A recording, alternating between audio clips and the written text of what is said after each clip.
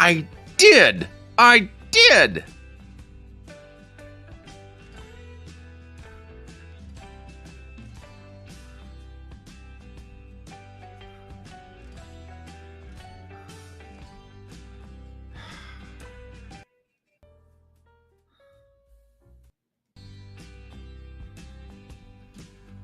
I really hate Twitter. I really do. I thought I had everything straightened out. And what do I get?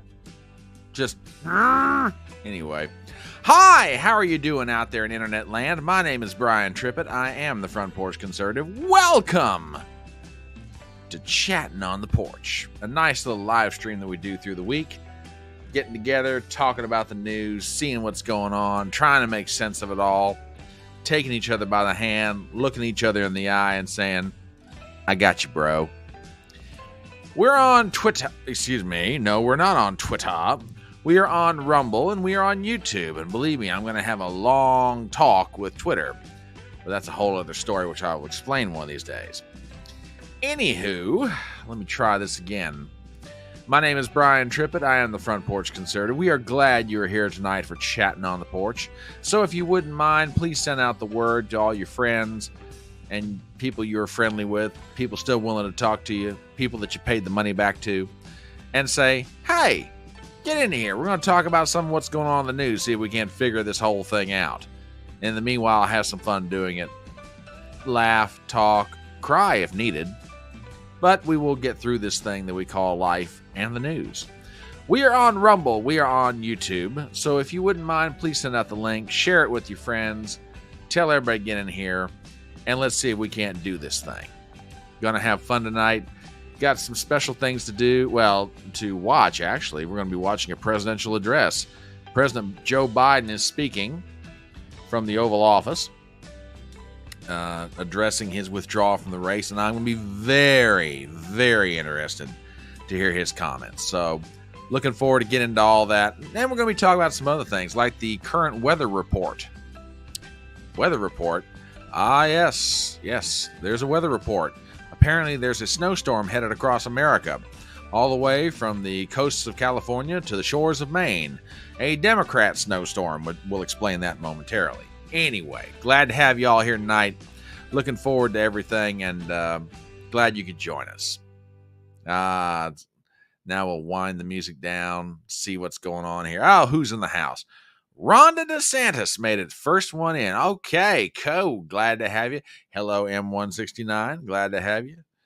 Chatting on the porch versus cooking in a Florida room. I say chatting on the porch is so much better. Unless, of course, you're cooking with Mike Harlow, which, by the way, you need to be watching my boy. You need to be watching my boy, because my boy, he's doing some cooking streams now, and I got to get his sorry butt back on this channel sometime in the near future. Catch up with him. He looks like he's having way too much fun. Let's see. Who else is here? Zippy. Did you see a putty tat? I did see a putty tat. Is the sky falling? Not yet, but we're getting close. Let's see. Who's over on Rumble? TBA says, howdy, Fedora Nation. Is Biden alive or not? Well, now we've got some updates on that. Let's see. I saw a video of him climbing the big boy stairs to Air Force One, something he hasn't done in months. What a miraculous recovery. I saw that same video, and I'm telling you what, he looks like the Walking Dead. It just looks atrocious, but we'll get into that. WWG1 says, dead men tell no tales. Recently revived dead men have no brains. 6 of one, half dozen of the other. Okay, very true. Let's see. Wingnut number 1 reporting for duty. Wingnut 2, speak up. I'm here. You saw. Okay. All right, everybody's here. All right, let's get into some stuff. And let's just start first with proof of life, as we jokingly refer to it. President Biden has been seen. This is a headline from Fox News. Biden health concerns persist as he makes his first appearance after ending campaign. President's cognitive and physical wellness have been under scrutiny in recent weeks, heightened by his COVID battle. Article written by Melissa Ruddy. We have the following. President Biden was seen boarding Air Force One in Delaware on Tuesday, marking the first time he's been seen in public since being diagnosed with COVID-19 on July 17th. The president held a mask in one hand as he gave onlookers a thumbs up and a salute before disappearing into the plane. His walking on the stairs looks fine, better than usual, but it's strange he didn't say hello to anyone, said Mark Siegel, clinical professor of medicine at NYU Langone Medical Center and a Fox News medical contributor. He told Fox News Digital all his energy went into walking. Yeah, see, that's just... Oh, really? You think that's the case? Okay, maybe. I mean, at this point, I'm almost inclined to believe anything unless otherwise disproven. I'm serious. I was watching, who was it? Oh, yes. I was watching two of my absolutely favorite content creators this evening. Chrissy Mayer hosted Lionel, Lionel, and man, you talk about my heart jumping for joy watching those two get together, because if ever there was a pairing that oh, well, hello, Mr. Watson. Christian Watson's in the house, stopping by for a few minutes. Glad to have you, brother. Good to see you, and safe travels to and from the conference, my friend. Best of luck to you in all that you're going to be doing there. So yes, please be careful, stay safe, be successful, but I know you'll be successful because you're Christian Watson. So there we go. Yeah, I saw Lionel on Chrissy Mayer's channel, and I'm not going to lie, my heart jumped for joy. Because first of all, they're two of my absolutely favorite people in the world. And second of all, the two of them getting together on the same live stream, I'm like, oh, this is a meeting for the ages. So yeah, that is true. So yeah, and Lionel made the point, he's like, we are in such uncharted territory here. He said, this is just straight crazy, and everybody's feeling it.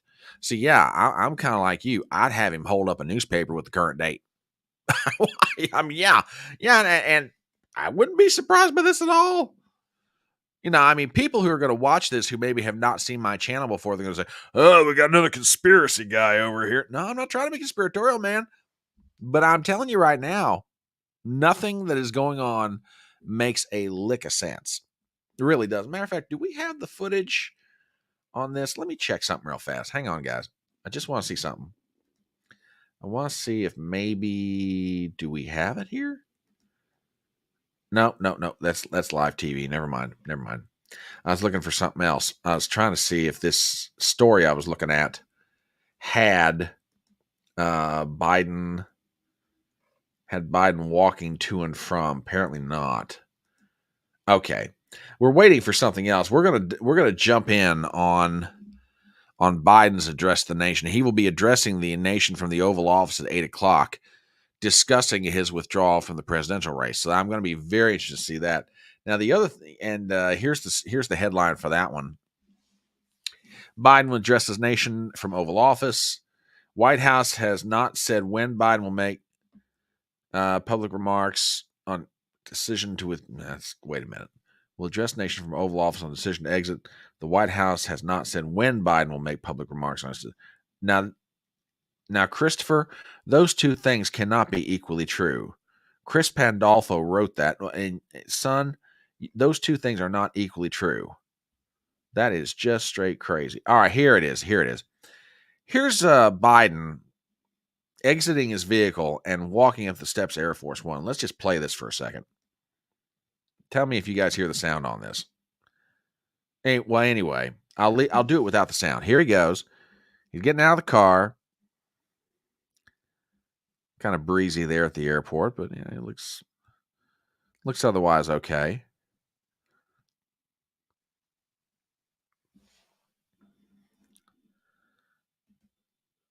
Was it 8 p.m. tomorrow or was it 8 p.m. tonight? I thought it was 8 p.m. tonight. All right, hang on a minute. We'll address... Oh, now, wait a second. Oh, it will be Wednesday. Well, crap. Crap on a cracker. We'll address the nation on Wednesday after its decision. Again, very strange. Okay, I misheard that. I thought it was going to be tonight.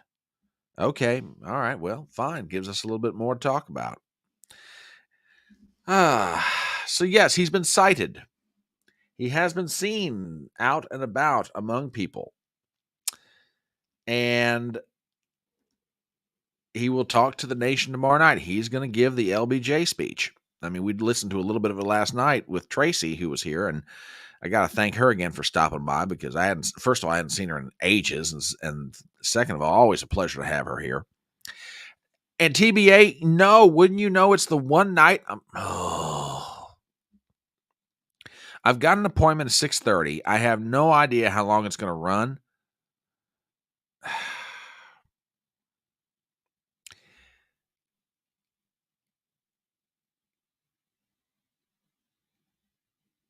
Yeah, that's just it. The appointment starts at 6:30. It's going to take a good hour and a half. So I probably wouldn't get home. And no, it's not a job interview. I'm getting my hair cut. I've been waiting to get this haircut forever because, well, it was going to happen this last weekend. And the girl is like, no, I can't do it. Good evening, madame. Always good to see you here. I'll tell you what, if I get home in time, and I'm going to tell you guys right now, if I get home in time, I will do a stream if I get home in time to do it. If not, I'm going to have to forego it, and I will tell you guys on Twitter. Okay? WWG1 says, keep wearing the hat, no need for the haircut. No, it's reached the point I can't stand it. Okay? When I'm reaching up there and grabbing just handfuls, it's like, no, it's got to go. I can't handle it. No. I have lived my life. With short hair, and for various reasons, I'm not getting a haircut as regularly as I used to. And it's like, I can't stand this. And when it reaches the point that I can't stand it, it has got to go. So no, this haircut is happening. I mean, I got friends of mine calling me hippie. They used to call me yuppie. Okay. Now when they start calling me hippie, that's a whole other, no. It's time to get a haircut. No, it's not going to happen. Now, so Biden's talking tomorrow night at 8 o'clock Eastern. Like I said, my apologies. I thought it was going to be this evening. And I want to go back and address something from over the weekend. And it's not an excuse on my part, but I guess it's kind of an explanation of my justification, if I may use that term. I had said and was very well convinced that Joe Biden would not drop out of the presidential race. And I'd explain my reasoning, but just in case people who are watching this for the first time, and maybe you don't follow me on a regular basis, although why you're not, I have no idea because I'm such a load of fun. My reasoning was pretty simple. Biden had the delegates and he had the money and he had the chairman of the DNC, and everybody working at the DNC, odds are, was probably put there at Joe's behest. All he needed to do was wait till he got to the vote, which made what he did on Sunday very, very strange to me. Now, Politico came out with a story probably Sunday afternoon, maybe sometime Monday morning. I forget when they posted it, explaining what happened. And the Politico's reporting basically went like this: that Steve Ricchetti and Joe Donilon, who'd been two longtime aides who'd worked with Joe Biden for years, okay, drove up to Rehoboth Beach, Delaware, where Biden was staying, had a meeting with him, and showed him some brand new, very fresh polling that they had done out in the swing states. And basically, according to people who saw the polling and were familiar with the meeting, they basically said, Mr. President, you have no path to victory here. There's no way you're going to win. Now, if it had been Nancy Pelosi saying that, or Schumer or Jeffries or anybody else, Biden could have just dug in his heels. And he'd have said, you're just trying to get me out. I don't appreciate this. I've been loyal to the Democratic Party for 50 plus years, and you're trying to screw me over, the President of the United States and the leader of our party. So that's why I said, coming from Donilon and Ricchetti, this was something that Biden kind of took to heart. I said, because I kept asking the question, who was going to be the Barry Goldwater in this situation? Okay. Who was going to be the one person who had enough swing or enough pull or enough influence with Joe Biden that could walk in the room and look at him and go, Joe, I know you want to do this. It's not happening. You got to go. At least if you believe Politico, it was Donlin and Ricchetti that finally clinched the deal for Biden. He's like, I can't do this. Sunday morning, he gets up, tells his staff what he's going to do. At 1:45 p.m. Eastern, he posts the letter online, and out he goes. So like I said, when Joe did it, I was just shocked because to me, he had no logical reason to do it. Well, TBA says, I don't believe Politico at all. Well, I'm not going to say I don't totally not believe them, but there may be a little more to what happened than any of us realize. I've got a story here from the New York Post that came out yesterday. And folks, I mean, we've all been using the term coup, silent coup, knives out, whatever you want to call it, have been out in the Democrat Party. Okay, I think Politico got it partially right, but there was way more going on behind the scenes than I think any of us realized. Now, a lot of people have been talking about it. We've all suspected it, but now we've got a story that's more or less backing us up. So with that, I take you to the pages of the New York Post. Headline: Top Dems threatened to forcibly remove Biden from office unless he dropped out. Set him up to fail at Trump debate, sources say. Now, let me back up for 1 second. It had been reported, and I believe this was also at Politico, that Nancy said, well, we can, we've reached the point, Joe, we can either do this the easy way or the hard way. And Nancy was about ready to start playing hardball. In other words, if Joe hadn't dropped out by the beginning of this week, then you would have people publicly, her, Schumer, Jeffries, others, come out and say, Joe, it's time to go. Well, apparently it got worse than that. Now, that's Politico's angle on it. Here's the New York Post. Check this thing out. This is an article written by Isabel Vincent, and we've got the following. Operatives at the very highest levels of the Democrat Party threatened President Biden with forcibly removing him from office unless he stepped down, sources told the Post. The well-orchestrated palace coup to stop the faltering president from seeking re-election had been in place for weeks, but stubborn Biden fought it every step of the way, a source close to the Biden family told the Post on Monday. The insider also made clear the anger, paranoia, and frustration Biden displayed as the party elite circled around him and piled on him pressure. And see, this is what I kept saying. If you're Joe, why get out? You've got the delegates, you got the money, you got the chairman of the DNC. Schumer, Pelosi, Jeffries, they can all do whatever they want. If I'm Joe Biden, I look at them and say, go pound sand. I'm the president, I'm the leader of the party, and I'm not going anywhere. Well, apparently, they'd already thought about his stubbornness, and they decided to do something about it well in advance. So let's get into this, and you'll see what I'm talking about.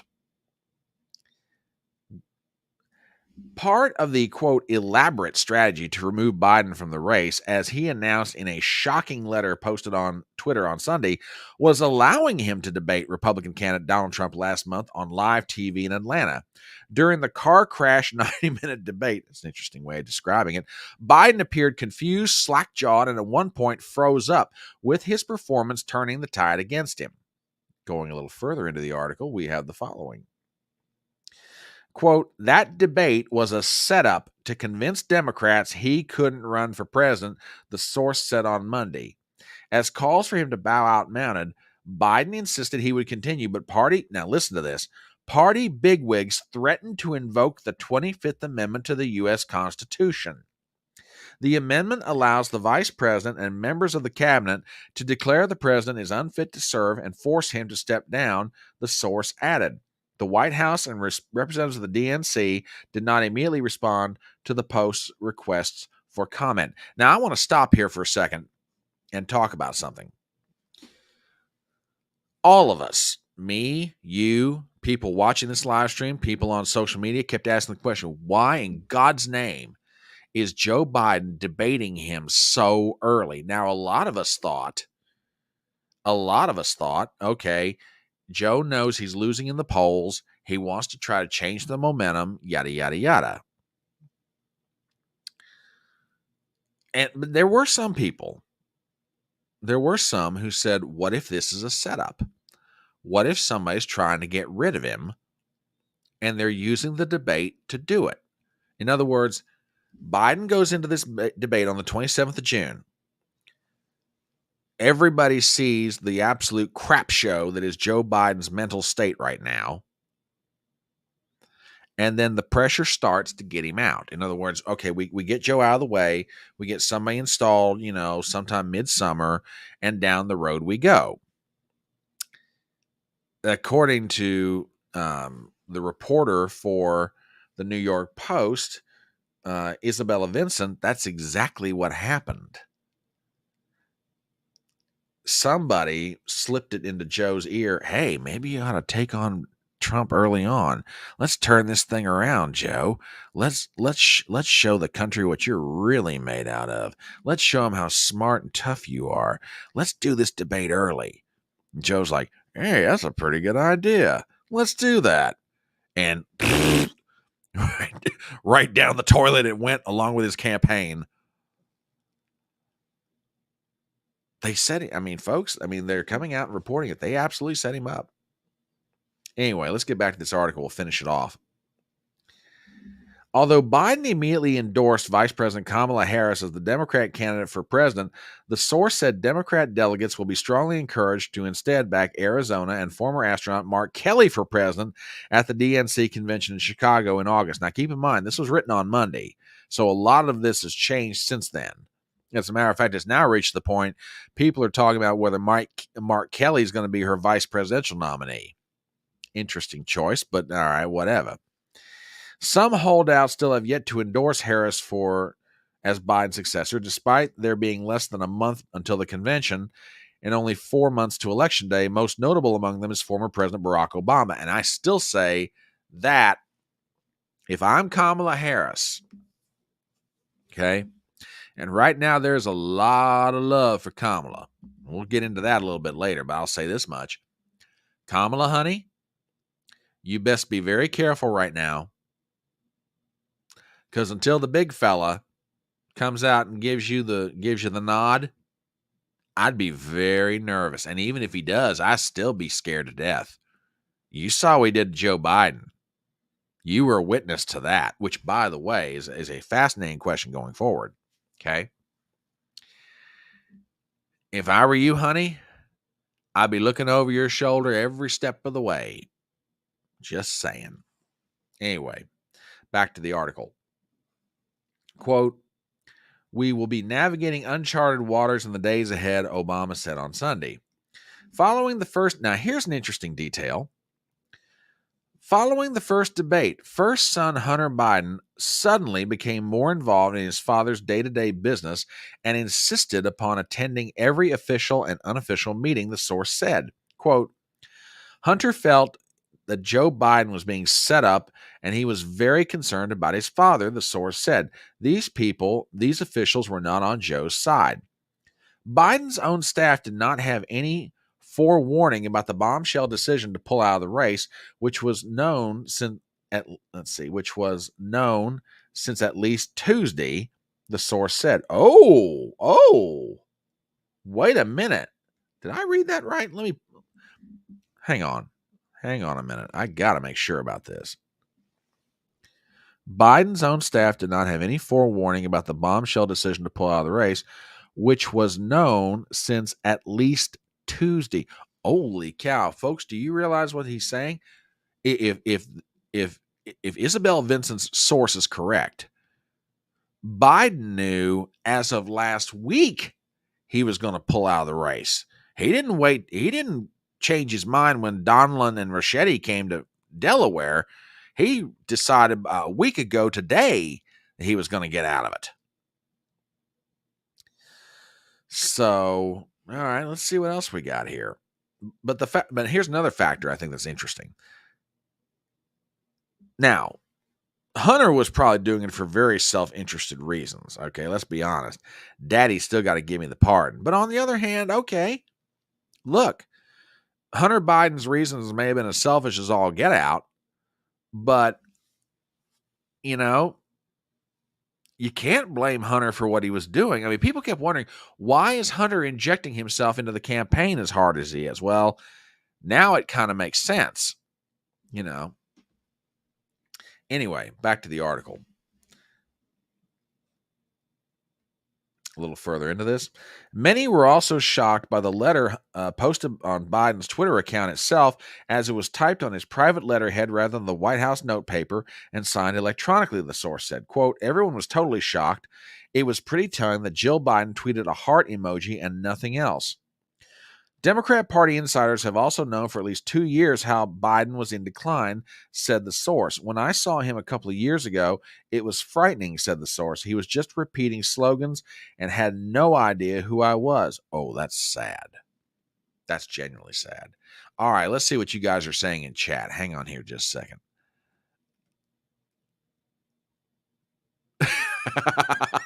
God, Zippy. Zippy, you're awful. Just awful. But it's funny. Let's see about Mark Kelly.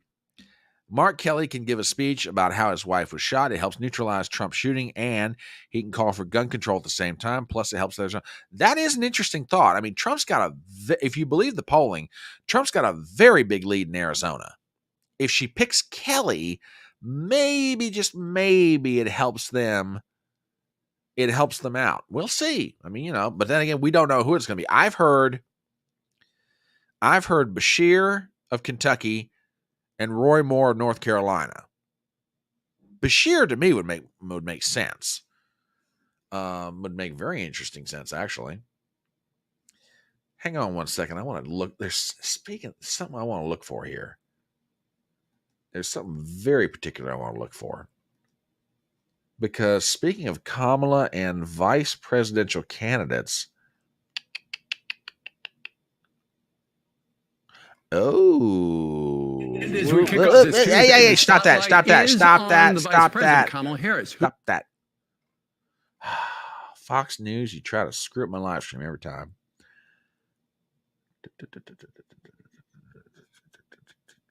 Okay. Interesting.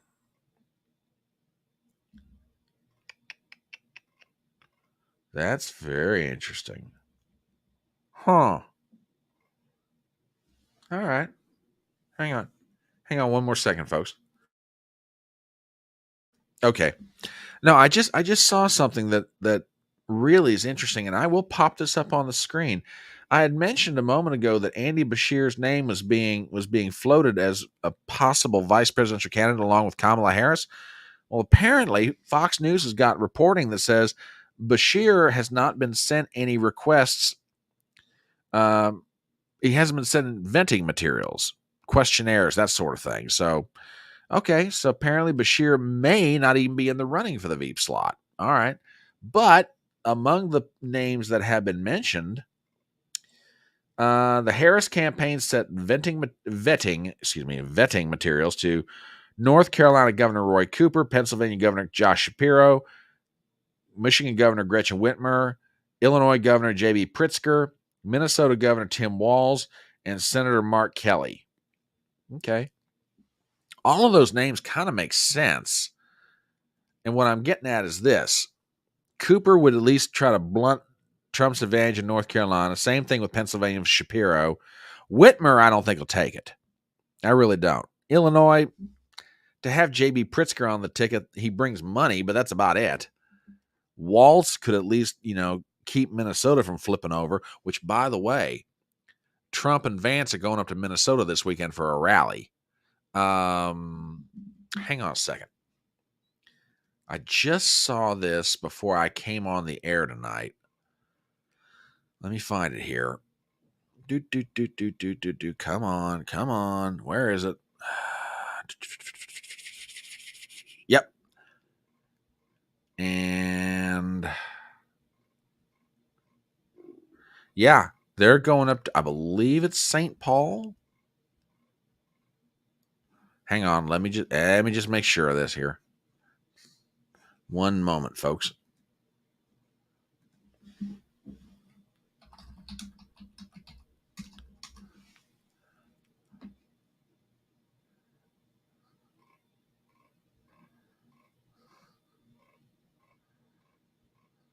Yep, here it is. They're going to Minnesota this weekend. And it will be, and I think this is a real good move. It's going to be in St. Cloud, Minnesota. Okay, interesting. I like it. I like it a lot. I don't suppose Kamala would pick Mitt Romney or... she could. I don't think it does her any good. TBA over on Rumble says Whitmer would jump at the chance to get out of Michigan before they hang her for treason. I don't think they're going to hang her for treason. They kind of, for some strange reason, they love her in Michigan. I have no idea why. Bashir isn't Marxist enough, probably. That could very well be. Let's see. TBA says, I've heard that Bashir is out, as is the guy from North Carolina. Okay, that's interesting. Okay, all right. Very interesting indeed.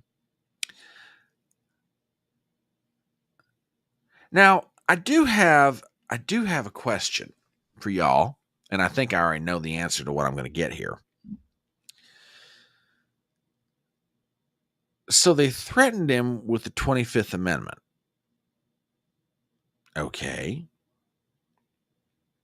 Question. If they threatened him with the 25th Amendment, is that not an acknowledgement that they knew how bad off he is? Because the only way to make the 25th Amendment stick, at least in terms of public opinion, you've got to be able to prove it. That means they knew it. That also means they knew how bad he was. And again, according to the author of that article from the Post, Isabel Vincent, her source for the story said, yeah, I saw him 2 years ago and I couldn't believe how bad off he was. He's just sitting there, spouting slogans and had no idea who I was. Okay. Very, very interesting. So, I mean,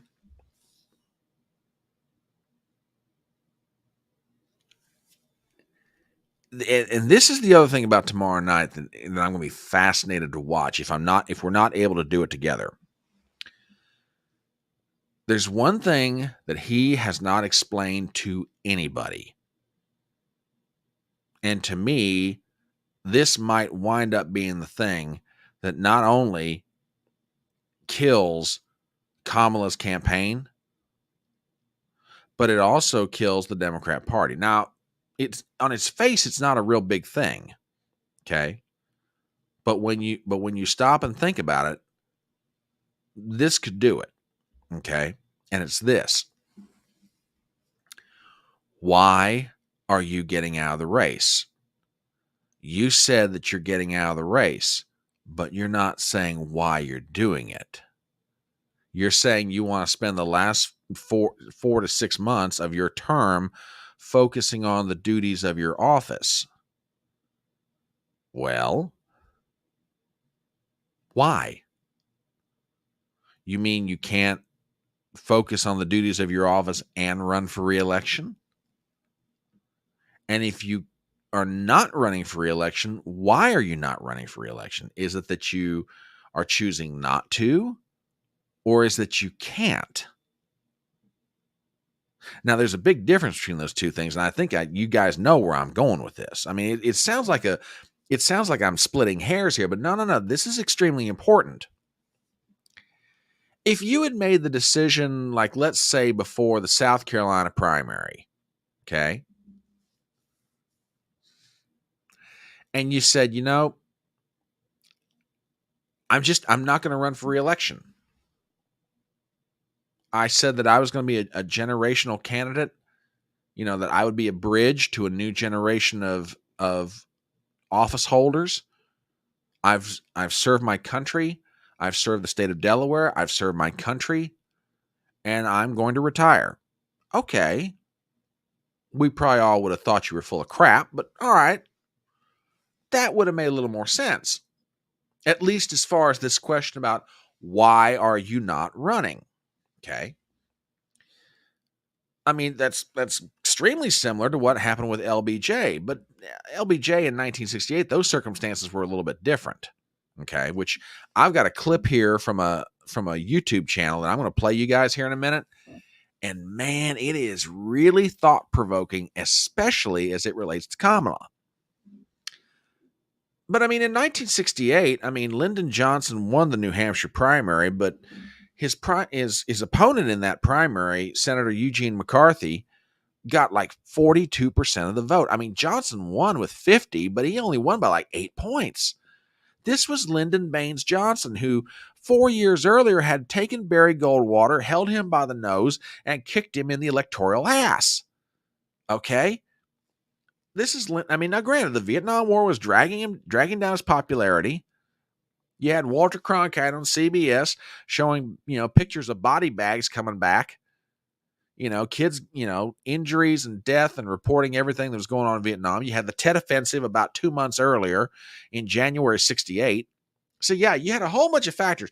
But Johnson at least left time for his party to have conventions, caucuses, primaries in states. And that way, when they went to the convention in Chicago in August of 68, they could hash this thing out. They could get a nominee. But Biden didn't do any of that. Biden announced for re-election, ran in the very first primary in South Carolina, ran in all the other primaries and caucuses thereafter, attained not only the minimum number of delegates, he had more than enough going into Chicago this year. Like 90% of the delegates pledged to Biden. And at the 11th hour, the 59th minute and 45 seconds to go till the clock strike midnight, he announces to God and the world he's not running. Why? Oh, come on, Front Porch. It doesn't make any difference now. Oh, yes, it does. It makes a very big difference.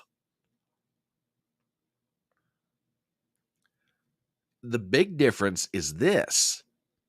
See, if you had made this decision not to run back in, February of this year, okay.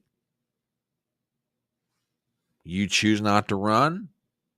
Everybody understands. No one understands you choosing not to run now. And that's why I'm going to be so fascinated to hear his answer tomorrow. Now, will he actually give you an answer as to why he's not running? Probably not. Or at least if he does, it's not going to satisfy anybody. But what I'm getting to ultimately is this. If he's made the decision that he can't run for re-election, then I think the point that other people are making, particularly J.D. Vance, the Republican vice presidential candidate, he's absolutely right. If he can't run for re-election, he can't be president. I mean, I'm sorry. You've told everybody that you're not running. You owe the country an explanation. At a minimum, you owe the Democrat Party an explanation. 14 million people voted for you, Joe. You owe them an explanation as to why you cannot run. Because lay aside the multi-million-dollar, We Love Kamala campaign that's going on right now, which we'll get into that here momentarily. But you kind of owe the country, and at a minimum, your political party and the 14 million people who voted for you, an explanation. Like I said, if you had decided to get out back in January or February of this year, I'm sure there were people in your party who would have been disappointed, but everybody would have understood. You're 81 years old. There are questions about your health. You had your own self had said that you were going to be a bridge to a different generation of office holders. Everyone would have respected the decision. You would have gotten out. You would have left plenty of time for your party to sort this thing out. Okay. You didn't do that. So do respect, Mr. President. And I'm saying this not as a partisan. I'm saying this as a citizen of the United States of America. I want to know why you're not running for re-election. Don't get me wrong. I don't want to see you reelected. I didn't want to see you be elected in the first place. But as a citizen of the United States, you owe me an explanation as to why you're not running. And it's not going to be good enough to say, well, I just want to focus on my last 4 months. You could have done that back in February. You could have done that back in January, February this year and spared everybody. Okay? Instead, you have now thrown the country into chaos. Now, of course, the Democrats are going to say, well, there's no chaos. We're perfectly fine. We've got Kamala. We're good to go. You still threw the country into chaos. You threw your party into chaos. That's why I want an explanation. I want to know why you're not running. Your party the 14 million people who voted for you want to know why you're not running. We, the country, would like to know why you're not running. Is it because you've chosen not to run or because you can't run? Now, if you've chosen not to run, you've made an extraordinarily selfish decision. You have screwed over your own party. You've screwed over people who voted for you. You screwed over donors. You've screwed over everyone. Now, maybe some people in the Democrat Party, it doesn't make a bit of difference, and probably it doesn't. But to people who believed in your campaign and believed in you as a politician, you kind of messed them over, dude. And like I say, even though I'm not a Democrat, I am a citizen of the United States. I want to know why the president is not running for re-election. I mean, I doubt that Joe Biden will ever see this video. Fine. But if he ever did, Mr. President, I'm a citizen of the United States of America. You owe me an explanation as to why you are choosing not to run for re-election. I mean, like I said, if you've made the very selfish decision at the 11th hour and 59th minute to just back out of the whole thing, all right, shame on you for everything you've done. If it's anything other than your own selfish desire not to run, by God, you owe me an answer. Not just me, you owe everybody else one too. And if it's an issue you can't run for re-election, then you need to resign your office. I'll say it again. If it's an issue that you can't run for re-election because of issues of health, mental fitness, or both, you need to resign your office tomorrow night. Tender your resignation to the Vice President, to the Speaker of the House, to the Senate President, or the Senate Senate pro tempore, and resign your office. So that's why I'm saying I'm going to be fascinated to hear his answer, because he hasn't told him. I mean, think about this for a minute. And I know you all people who are watching this, not necessarily people watching this live right now, but I know that people are sitting out there saying, oh, you're just berating this point for nothing. It's not that big of a deal. Oh, yes, it is. It's a very big deal. Is the president physically capable of doing the job to which he was elected? If he's not, he needs to go. Period. Democrat, Republican, Independent, I don't care what his political affiliation is. The safety of the country and its national security are on the line in terms of how he answers that question. It's just that simple. So yeah, I want to hear it. I want to know why. Why are you not running? So we'll see what happens tomorrow night at 8 o'clock Eastern.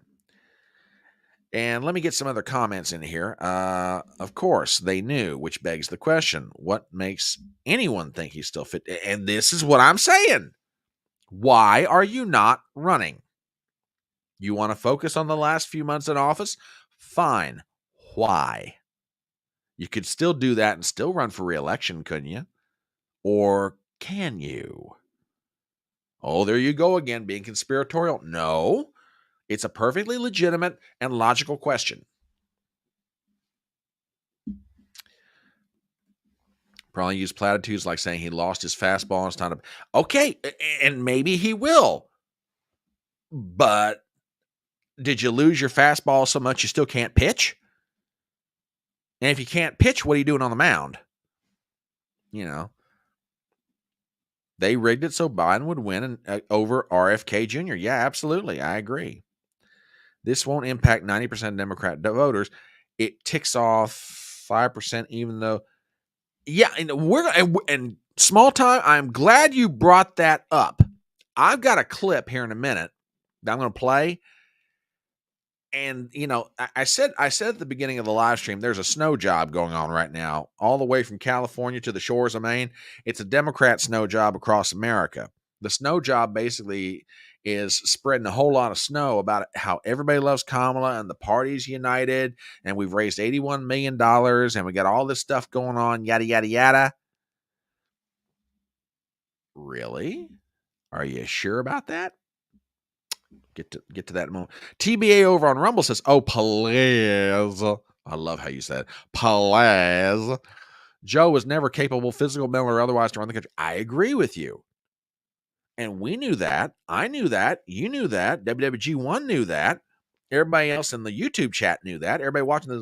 Most people watching this live stream knew that.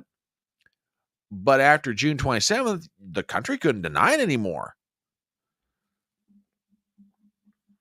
You know. And yeah, we're going to get to that. We're going to get to this too. Corey, I am glad you are here tonight, man. You are on fire. You are on fire, my friend. And yes, absolutely. Point it out. Absolutely. If I were Trump, I'd make her dance on this one. I'd be like an old gunfighter in the saloon, just shooting off at her feet, just making her dance. What did you know and when did you know it? The legendary question that Howard Baker asked at the Watergate hearings.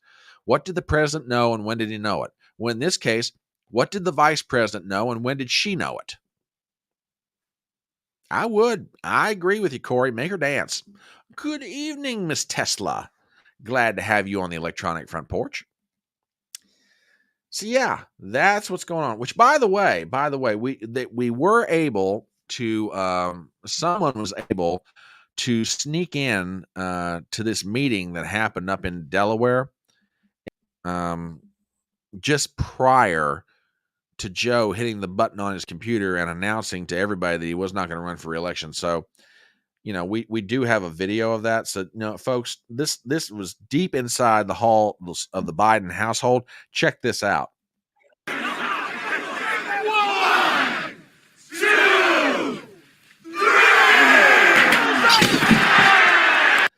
I don't know about y'all, but that looks a little rough to me. That's man, the Bidens, they get real personal about this stuff, man. They start jeez. I don't know. That deserves rewatching. Hang on a minute. That was hang on. Yeah, like I say, that apparently this was a very hands-on sort of meeting and a hands-on sort of decision. So tell you what, check it out one more time. 1, 2, 3.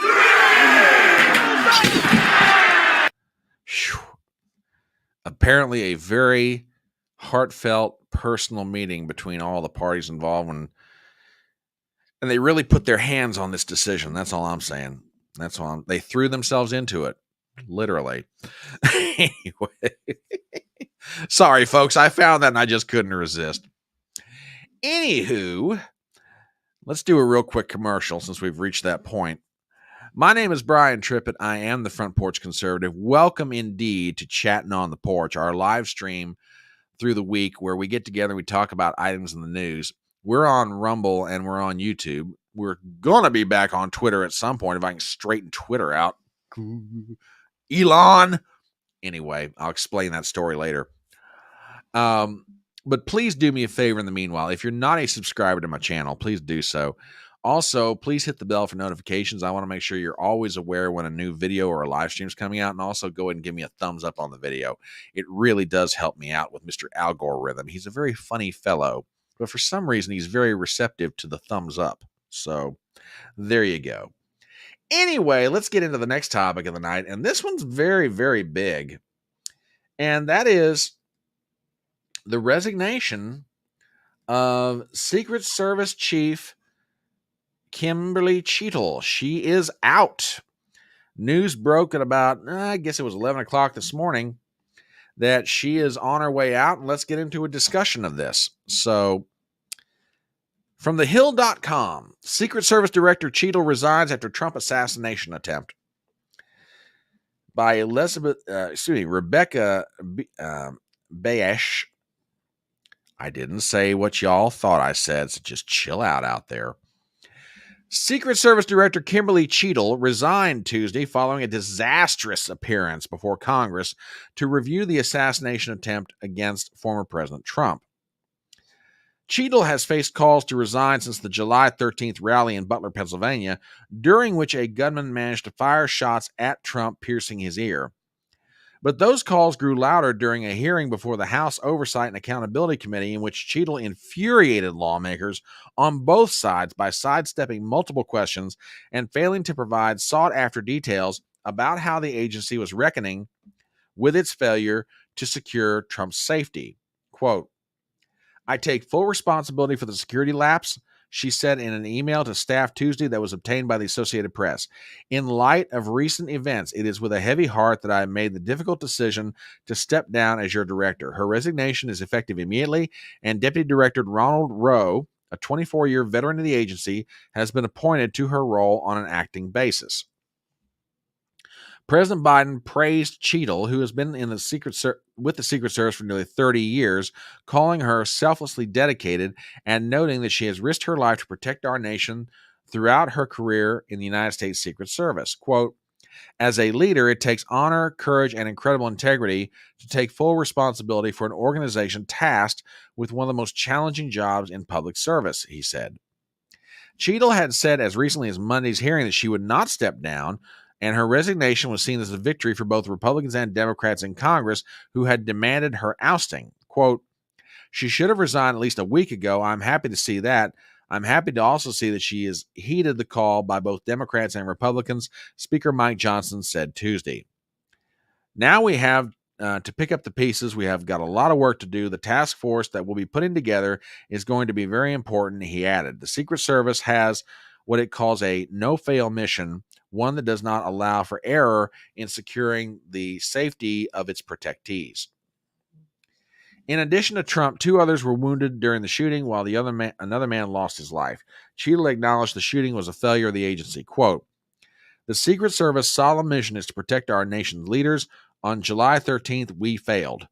As the director of the Secret Service, I take full responsibility for any security lapse," she said in opening remarks during an appearance before Congress. Quote, "We must learn what happened, and I will move heaven and earth to ensure an incident like July 13th does not happen again. Thinking about what we should have done differently is never far from my thoughts." All right, let's get into this.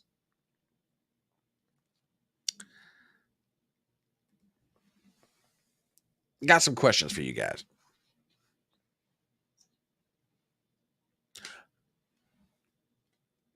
Should she be out of a job? I think most everybody here would say yes. Should she have been allowed to resign, or should she have been fired? I argue she should have been fired. And Small Time's got a really good point, and I'll put this up on the screen. When Cheatle didn't bother visiting Butler, made it clear that she was done. Yeah, because here's the thing, and I'm going to say something here, and people are going to maybe not. I think you'll agree with me, although most people might look at it and go, "That's really an interesting take on this." Biden has just as much incentive to figure out what happened and to clean up whatever problems exist over at Secret Service as does anybody else. Now, don't get me wrong. There is a lot going on right now that we don't know about what was involved, who was involved, who did somebody talk to, who didn't somebody talk to. In simpler language, was this an inside job? Okay. And who knew about it? And when I say who knew about it, who in the U.S. government knew about it? I know. I'm starting to walk through the front door of the conspiratorium. But after everything that we're learning about what happened at Butler, is it really that hard to walk into that house? Not really. TBA says Biden was never in any danger of the Secret Service turning on him. Okay, I agree with you. I agree. But on its face, Biden has as much or more incentive to straighten out whatever problems there are at the Secret Service, if for no other reason to save his own skin. The incompetence that nearly got Donald Trump killed could just as easily happen to him, or Jill for that matter, or Hunter, who I believe has Secret Service protection, or his daughter Ashley. I mean, that's what I'm saying. Should she have been allowed to resign? Or let me back that up. Should she have lost her job? Yeah. Should she have been allowed to resign? Hell no. Fire her. Goodbye.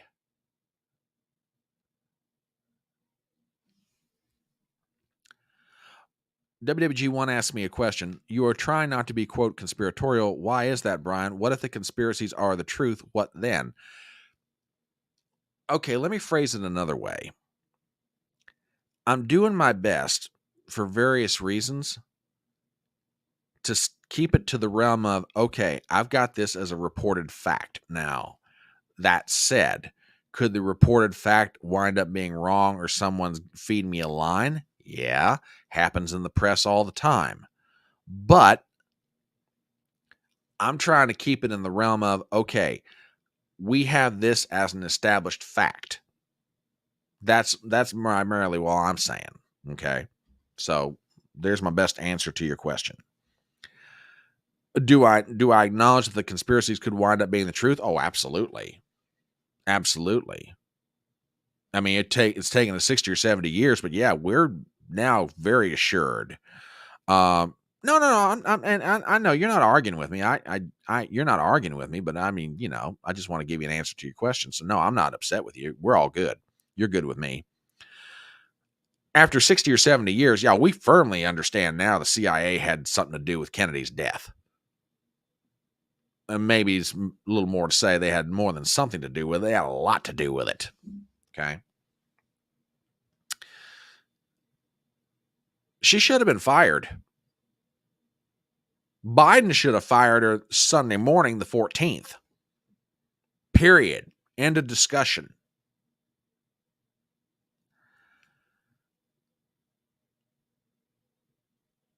So yeah, she's gone. I don't know that this solves any of the problems, and I'm most certainly sure it doesn't answer any of the questions. And by the way, I will say it again. I'm giving a ton of credit to social media and people outside the Secret Service who are doing some amazing work finding out facts, digging up information. Josh Hawley of Missouri right now, Chuck Grassley, that 90-year-old wonder from Iowa, he's laying down some stuff. Ron Johnson's laying down some stuff. Independent content creators on social media are laying down stuff. That's why I'm very encouraged about the response to Butler, Pennsylvania. I mean, what happened is horrible. A man died. Other people were injured. The former president was almost killed. But when I say I'm encouraged, social media is moving this whole thing in a direction that the deep state can't handle. They have to be able to control the narrative. They have to, and right now, the narrative they're trying to put out there is 20-year-old kid, snuck past, Secret Service, snuck past State Police of Pennsylvania, snuck past Butler County, sheriff's office, everything else, and got up on the roof, and he took, some shots at Donald Trump. That's the narrative that everybody's like, and he was a loner, and he was picked on in school, and he was on the rifle team. Well, hell, we got stories out there right now that his high school saying he was never on the rifle team. And he wasn't picked on in school, by the way.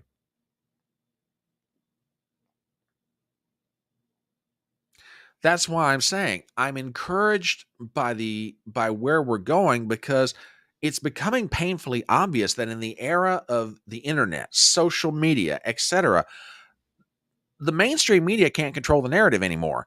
The deep state can't control the narrative anymore. More and more information is coming out, and it's not coming by way of the mainstream media nor the deep state, aka the government. We're finding out information, and people are saying, okay, that's an interesting fact. I hadn't thought about that before.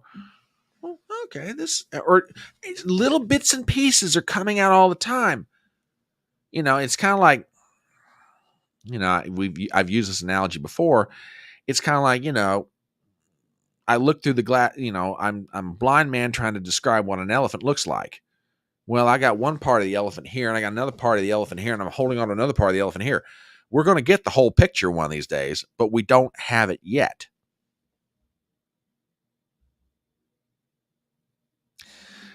WWG1 asks, do you think the attempt on Trump's life was real, staged, an act of God, or what? I would love your opinion on that. All right, I'll take that one head on. I think it was real. No, it was not staged.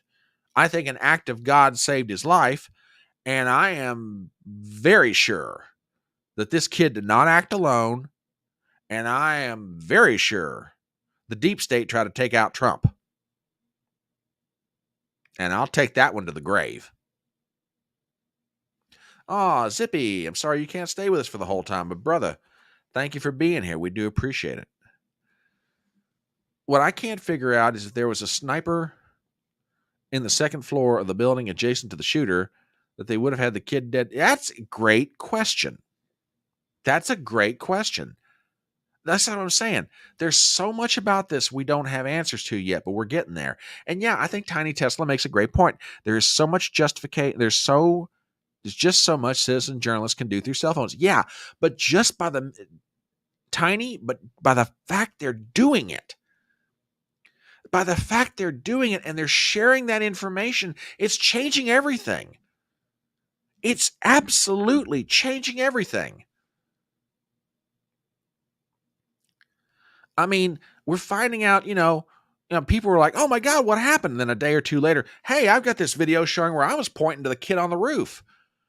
And this person's being interviewed saying, yeah, I saw him up there, and I'll stand there going, hey, there he is. You want to do something? And then we find out that the Secret Service, 10 minutes before he took the stage, they knew about this. And then we find out they knew about the kid being on the grounds for almost an hour before. Little by little by little, and mostly citizens doing their own sleuthing, sharing their information, and then the mainstream media is following along behind it. Not to say they don't have some information they're not putting out on their own that these citizen journalists wouldn't otherwise have, but I'm just saying what's driving a lot of what we're finding out is not the mainstream media, and most certainly it's not the deep state. It's we the people. It's glory in that respect, in the horror that is this tragedy. And believe me, Butler, Pennsylvania is an absolute tragedy. There's just no getting around that. But in the horror of this, the shining light that's coming out of it is that we're seeing the power of social media and independent journalism in the age of the internet. Here you have one of the biggest stories that's hit the American psyche in 40 years. And really, it's been 40 years since the president was shot at. Reagan in 81. And now you've got this. It's extraordinary. Now, if anybody thinks that Kim Cheatle is just walking out of this, WG1 says, so your hunch that it was a deep state attempt is reinforced. Yeah. Mm-hmm. Absolutely. Absolutely. And the more I'm finding out, the more I'm becoming convinced. You cannot have this level of incompetence and it be accidental. I'm sorry.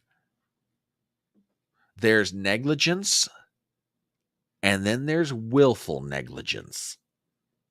Oh, come on, Front Porch. You're being conspiratorial. The difference between a conspiracy and the truth, 3 months. In this case, give it 3 weeks at the rate we're going. But if anybody thinks Kim Cheatle's getting off the hook and nothing's happening to her, Dan Bongino, who, by the way, has been all over this story from the beginning. And I got to give Bongino a ton of credit here. Because, I mean, for various reasons, this story, this issue of Butler is very near and dear to his heart. Not just because he's a Donald Trump supporter, not because we saw this firefighter, Corey Comparatore, die. Okay? Bongino's former Secret Service, man. This is the agency, one of the agencies he worked in. He was a former New York City cop. He's also former Secret Service. I'm probably using the wrong words here, but he grew up in this agency. Okay? And yeah, if anybody's going to speak to this, he's gonna. I mean, he's got friends still inside the Secret Service. He knows a ton of people. I got a clip here, and I think you guys ought to hear this because in Bongino's opinion, this is not over with yet. Folks, do me a favor and check out Dan the Man. Folks, this thing is about to get so much worse. I'm telling you, there is an email trail and white papers out there. A long email trail documenting multiple security enhancements requests for the DTD, Donald Trump Protective Detail, that were rebuffed and denied. Kim Cheatle is never, ever going to be able to hide from that.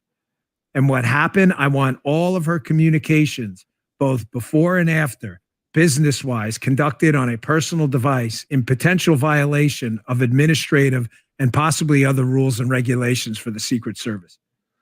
This is not over for Kim Cheatle. And while we're at it, here's another winky, winky, nod, nod.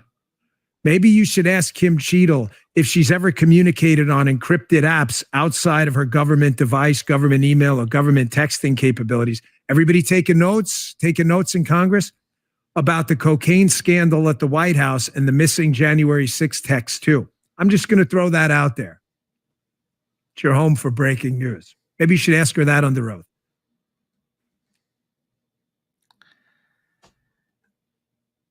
If Bongino's right, and there is that big of, and see, that's, and it kind of surprises me now that I stop and think about it. I mean, Trump and his campaign and everybody's involved with the security detail that is the Donald Trump campaign, and just even Donald Trump as a former president. If they've been making requests to the Secret Service's primary office in D.C. saying, hey, we need this, we need these further resources beyond what we currently already have to be able to further protect the president, or former president in this case, but you get my point. They would have to put that stuff in writing. They'd have to be sending emails. I'm a little bit surprised now that I stop and think about it. I'm a little bit surprised, and maybe they did and I just don't realize it, but if there is that big of a paper trail, because you've got to figure they've been asking for this for quite some time, months at a bare minimum. Why was this stuff not brought out in the committee hearing yesterday?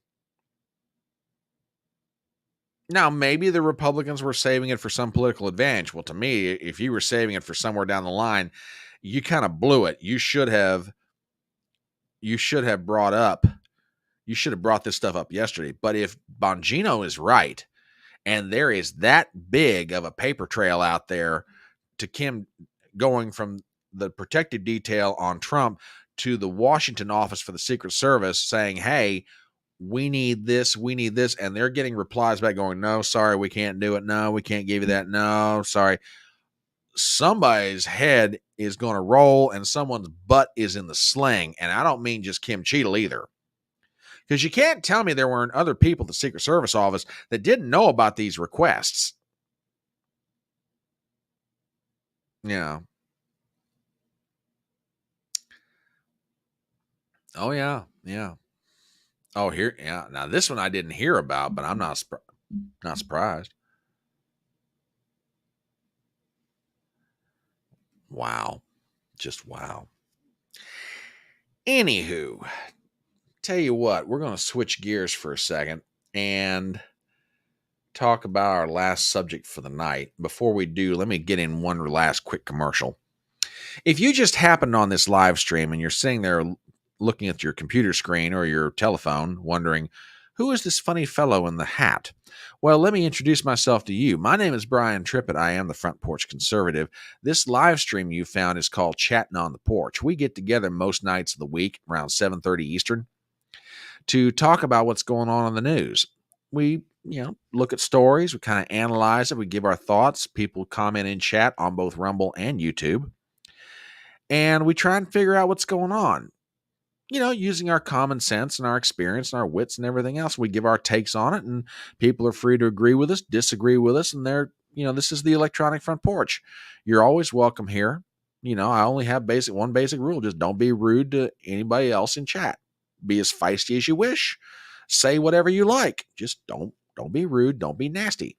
You can even take shots at me as your host. I don't care. So we're on Rumble, we're on YouTube, and if that's the kind of thing you like, do me a favor, go ahead and subscribe to the channel. And while you're at it, hit the bell for notifications, and also go ahead and give me a thumbs up on this live stream. I would genuinely appreciate it.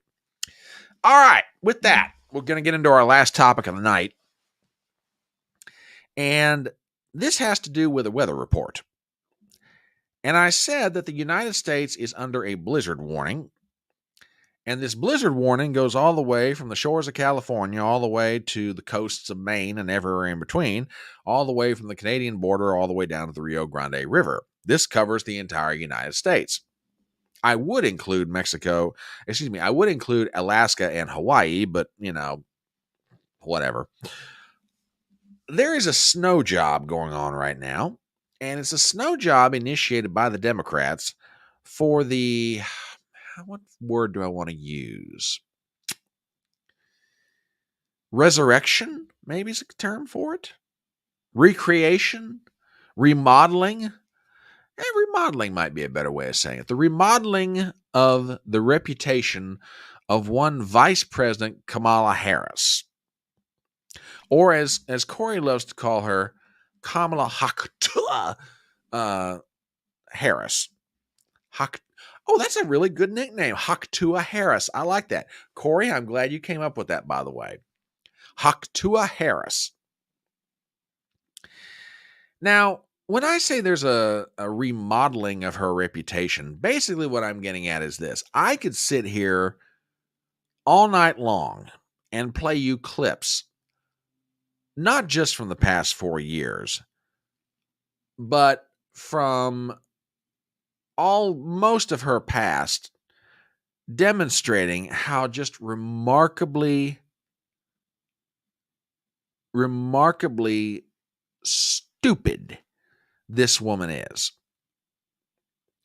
Ladies and gentlemen, Kamala Harris is dumb like a box of rocks.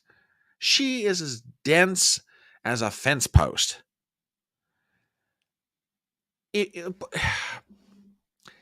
If brains were gasoline, Kamala Harris wouldn't have enough to fill a pissant's go-kart and drive it around a small Cheerio once. Okay? This is how lacking of intelligence this woman is. But ain't it amazing what multi-millions of dollars and a whole lot of media can do to remodel one's reputation? Okay. Now, the internet is you've never heard the comment about if brains were gasoline, you wouldn't have enough to drive a pissant's go-kart? Hey, honey, that's an old expression where I come from. Anyway, um oh yeah, well, here's a perfect example of what I'm talking about. There's a clip out there saying, well, here's a pie chart and wars start in a country in Russia, it's a bigger country. Yeah, she's made comments like this, okay? She's made comments like this. The woman is as dumb as a box of rocks. But it's amazing what multi-millions of dollars and a whole lot of lovable media can do to make you look like the best thing since sliced bread. And that's what's going on right now. Ever since Sunday, there has been a absolutely monumental Herculean effort at work to make Kamala Harris look like the most credible candidate. I mean, oh my God, I'm half expecting now. I'm half expecting now for Democrats like Chuck Schumer and Hakeem Jeffries and Nancy Pelosi and others to say, oh my God, why didn't we run her in 2024 and do this sooner? She's so much better than Joe Biden. I mean, she's smarter, she's funnier, she's more charismatic. She is just everything. Oh my God. I mean, Rush Limbaugh used to talk about, the Democrat Party having gorbasms. That and you got to go back a little bit in time for this. A gorbasm, according to Rush Limbaugh, was where you have this euphoric feeling just all over your body from head to toe at the mention of the name of Mikhail Gorbachev, the former premier of the Soviet Union. And just you hear Gorbachev, you're like, ooh! I mean, just all over, you're feeling good. I don't know, what do you call it with Kamala though? Do you call it a comasm, Kamalasm? I don't know what you call it. But well, no, this is true. She does have this going for her. I absolutely agree with that. Absolutely agree with that. She can walk upstairs stairs. But right now there is a major, major league snowstorm. The Democrats are trying to snow everybody into convincing that Kamala is just now wait a minute, WWG1. Hold on a minute. It's like a Bobertism. How dare you compare my future ex-wife to that thing from California? How dare you, sir? Please. My future ex-wife is so much above that woman. How dare you?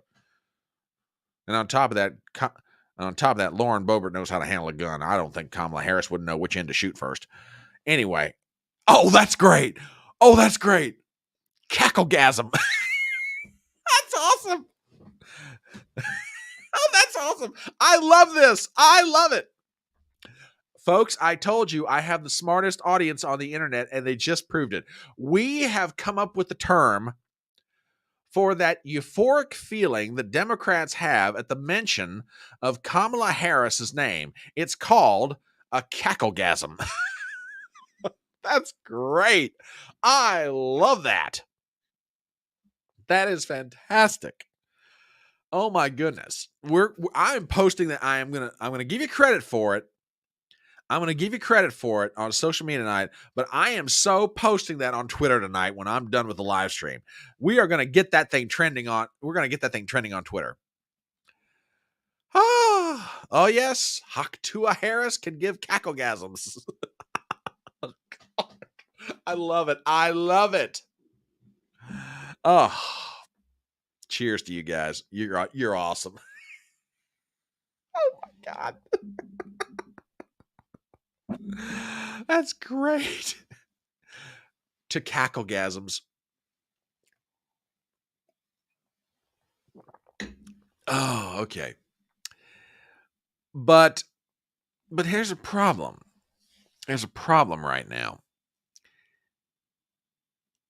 For all that they're trying to do to make Kamala appear to be the greatest thing since sliced bread, they've got a problem. And I want to play you a clip. From Chuck Schumer's press conference today. Chuck Schumer and Hakeem Jeffries both came out today and endorsed Vice President Kamala Harris in her bid to win the White House. Okay. I am okay. Fair. Yeah, I'd say Madonna would have been the 80s or 90s equivalent to Hawk to a Girl. That's probably a good answer to that question. It probably would have been Madonna. You could make an argument that Madonna is Hawk to a Girl's social media great grandma, which at this point, given how old Madonna is, that's probably not too far from the truth. But yeah, I think that's I think that's great. I think that's great. Madonna would probably be the social media great grandma of Hawk to a Girl. Yeah, I agree with that. I want to play you a clip from Chuck Schumer's press conference, and he's asked a question, and he really didn't like it. Okay, and it's a fair question. Okay, I want you to listen to this. Do me a favor and check this out, because this is going to kind of set up our discussion. Leader, I know you said that this was a bottom-up process, but Kamala Harris is the Vice President of the United States. There was no other competition. This is going to be selected by party delegates, insiders, essentially. What's your case to the American people and to the Democratic voters that voted for Joe Biden that this isn't a coronation? Okay, now, did you catch the question?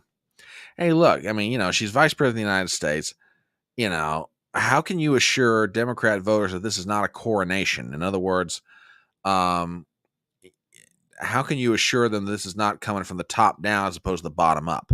And that's a fair question. So listen to Schumer's answer here, or maybe it's better to say his non-answer.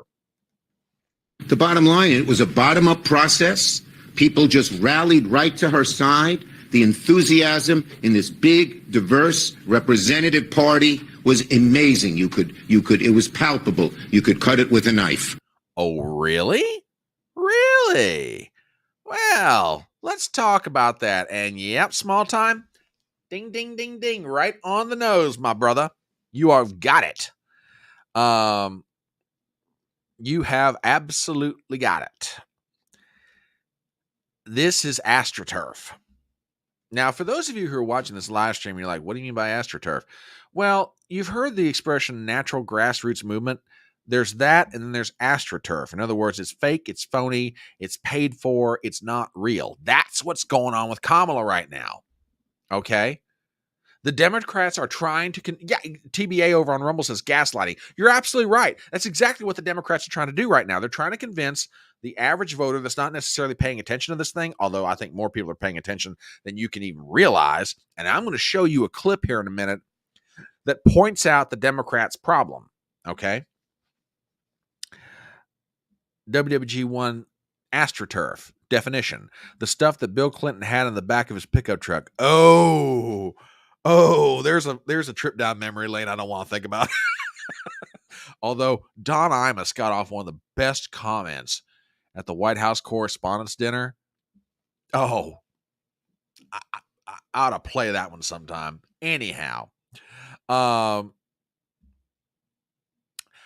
seen a little bit. I've seen a little bit of that. I haven't watched it all yet. I will try to catch it, but we'll see. I mean, we'll see. I haven't seen it, but I can understand the concern. I do, and more on that to come. They're trying to convince everybody that Kamala Harris is the next best thing since sliced bread, the greatest thing since sliced bread, if you get right down to it. It's just,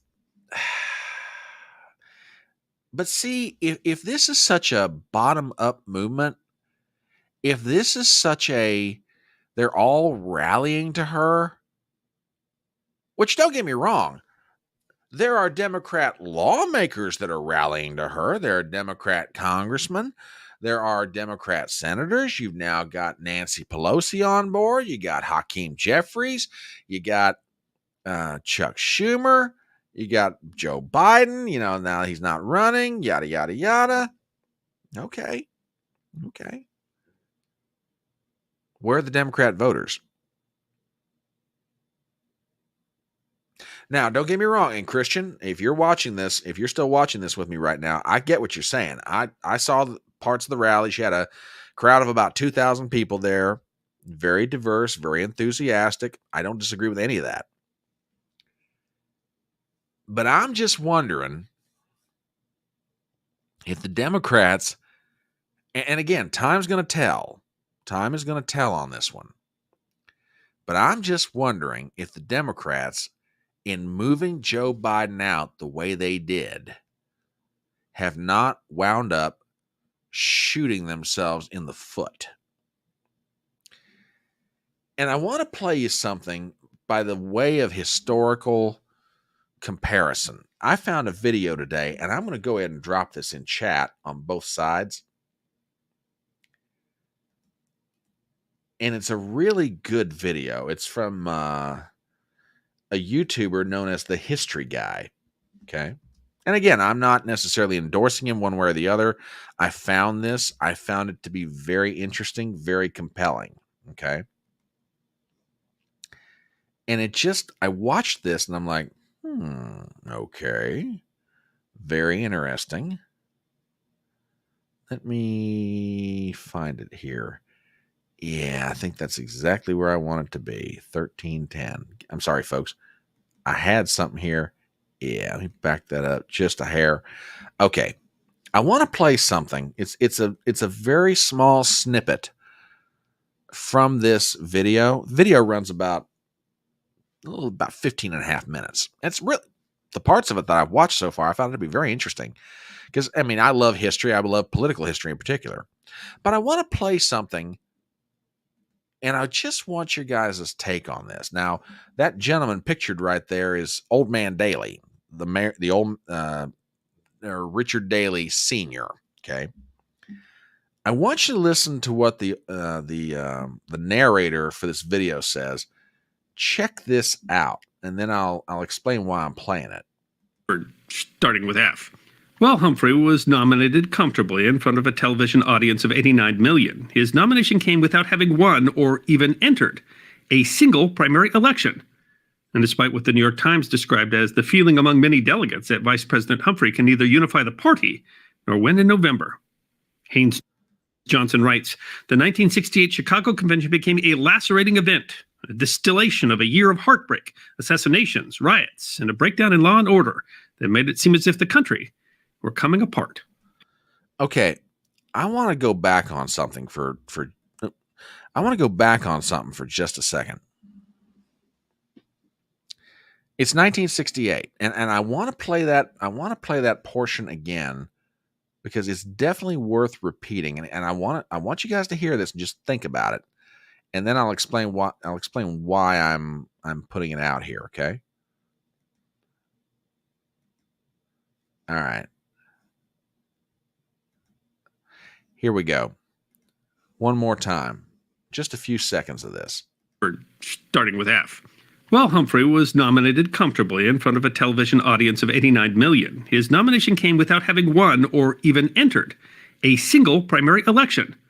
And despite what the New York Times described as the feeling among many delegates that Vice President Humphrey can neither unify the party nor win in November. Haynes Johnson writes, the 1968 Chicago Convention became a lacerating event, a distillation of a year of heartbreak, assassinations, riots, and a breakdown in law and order that made it seem as if the country were coming apart. Okay. Here's the reason why. I play that clip. And I did not quite realize this until I watched that video. Vice President Hubert Humphrey went on to become the nominee of the Democrat Party in 1968. He took on Richard Nixon, okay? But he didn't enter a single primary. Now, you could make the argument, well, he got into the race in April of 68. By that time, maybe there were deadlines that were in place. He couldn't get on the ballots. All right, but let's just assume for a moment that he could. The narrator brings up a fascinating point. Humphrey became the nominee of the Democrat Party and never entered a primary and never had a vote cast for him until it got to the convention, and the people on the floor of the convention voted for him. Party insiders. Maybe not as high level as today with Pelosi and Schumer and Jeffries and all that, but you get my point, right? The Democrat primary voters in 1968 never voted in Hubert Humphrey. As a matter of fact, you could probably make an argument that, and again, we'll never quite know, but if Bobby Kennedy doesn't enter the race in 1968, Eugene McCarthy of Minnesota, or maybe even George McGovern at that point, because McGovern's name was thrown up at the convention in 68 to try to get him as the nominee. Both of them severe anti-Vietnam War Democrats. If Bobby Kennedy doesn't get into the race in 68, there's a good possibility Eugene McCarthy might have been the nominee over Hubert Humphrey. But the narrator brings up the valid point. Nobody voted for Hubert Humphrey. Let me rephrase that. Democrat primary voters didn't vote for Hubert Humphrey. He never won a single primary. Was never entered into a single primary, if you believe this guy. Now, fast forward 56 years later. Kamala Harris is about to be coronated the nominee of the Democrat Party. Now, I know you Democrats out there that are watching this live stream, and I know you do, daggone it, you just don't want to admit it. You're out there saying, oh, it's no, it's not. It's from the bottom up. It's bottom. Then name me one primary that she won in 2024. Go on. I'll wait. Name me one primary that she won in 2024. Name me one caucus that she won in 2024. Go on. Again, I'll wait. Go ahead. I'm waiting. You can't. I'll tell you what. I'll even do you better than that. Go back 4 years. Name me one primary or caucus she won in 2020. Oh, you can't? Oh, that's right. She dropped out before they ever got to the Iowa caucuses, because she was polling at 2% in her own home state of California.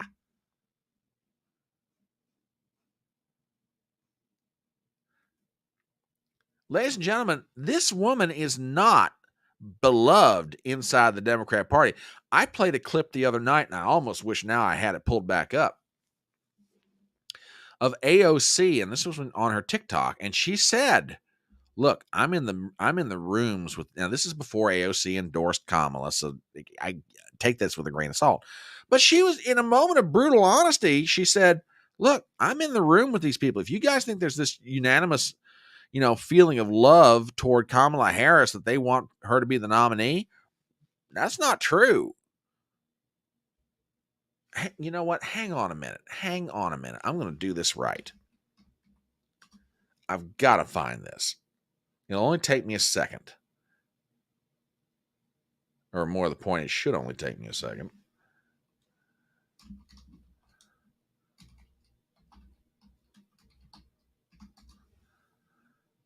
Yep.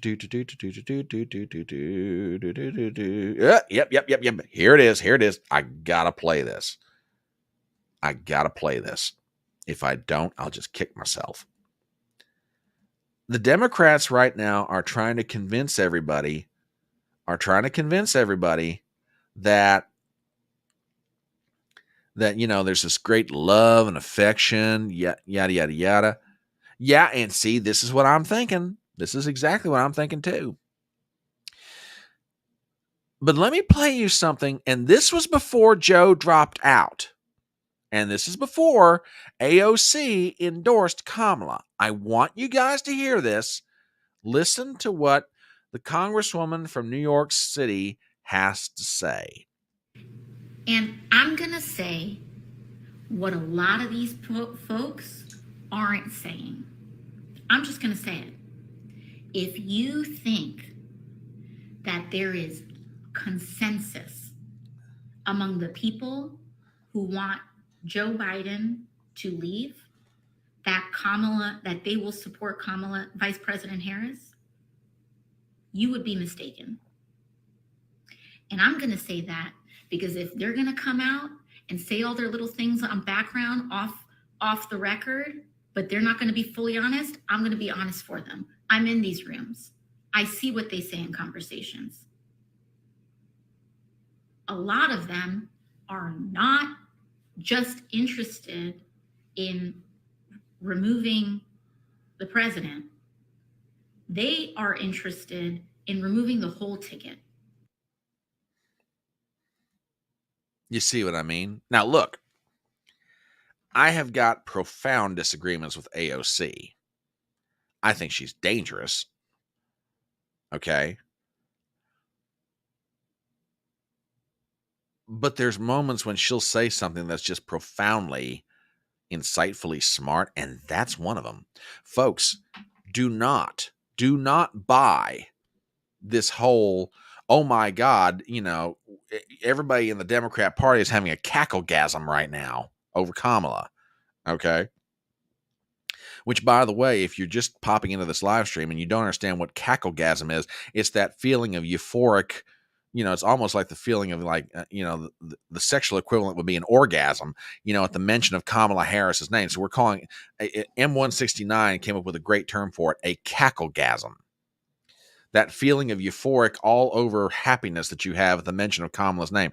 Everybody in the Democrat Party right now is not having a cacklegasm. Okay. They are trying to snow job the Democrat Party. They're trying to snow job the country. And that is why and Christian, I am not dismissing anything you're saying. We should take Kamala Harris seriously. She might be as dumb as a fence post, but that woman is ruthless. Okay? If you're put in a closet with her and a knife gets thrown in and you're told only one of you gets to walk out alive, buddy, until you're sure you're the only person walking out, you better keep an eye on her. Kamala is absolutely ruthless. That woman is meaner than a snake. Dumb as a box of rocks, dense as a fence post, but ruthless like a queen cobra. If she sinks her teeth in, she's not going to let go until all the poison's inside of you and you's politically dead. Okay? That said, however, she might be ruthless, but she is stupid. She can be beaten. There's a way to do it. I heard a fabulous strategy tonight, which I'll get into probably when we get together next time. But AOC's right. There's not this universal love for this woman. And I want to show you guys something. And this was from an interview that was done today by MSNBC. They were out, they were doing a man on the street interview in Wisconsin, okay, where Kamala came to speak. I want to play this for you. It runs about 22 seconds. It's, an MSNBC reporter interviewing a guy on the street. And I want you to listen to this. Check it out. I think that if the DNC would have taken this path maybe 2 months ago when these same problems existed, I might have leaned towards Kamala, our vice president. Now, knowing the things that they've been hiding in plain sight from the American public, I cannot find it in myself to vote for a Democrat, and potentially I might never vote for a Democrat again. Okay. Now, I want to say a couple or three things here. I understand this is just one person. Okay. I also understand that this interview is purely anecdotal. All right.